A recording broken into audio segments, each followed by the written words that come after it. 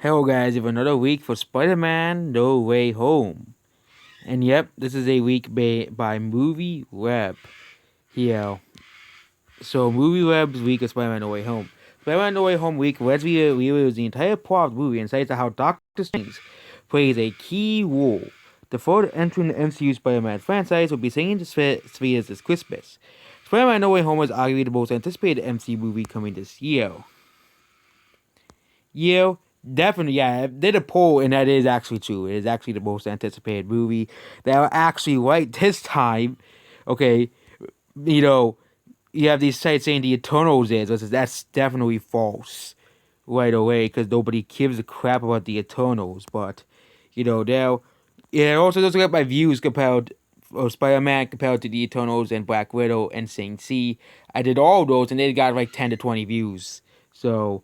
Yep, the web singer from Spider-Man movie has not been confirmed yet. The other characters have not been confirmed yet. Many fan theories have been revolving around. Many leaks have happened, as far as 4chan as well.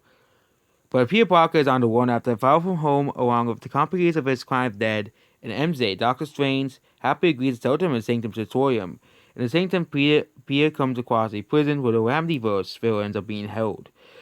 Green Goblin manipulates Peter into freeing them so they can escape as into the city. Peter tries to help out the mess, but the creative villains are too much for him. Strange comes to the rescue and tells them they need more help. They travel the multiverse to include more other Spider-Man. Tobey Spider-Man is married to MJ and has a daughter, while Andrews is a college professor. The foes the born Norman Osborn helps the villains to Oscorp out the MCU's main timeline gets the technology to make a portal to create the Sinister Six. There was also a supposed leak for Wizard from Sinister Six, but that was from the Mortal Kombat movie. Like really, you're using the Mortal Kombat movie to claim a leak? Like really? Yeah, but yep, that was a leak that was going around the internet. But yep, the Sinister Six, basically they need a stockpile called an open two-way portal between reality. He plans to leave all MCU and the Spider-Man in the MCU reality while the villains escape to their worlds.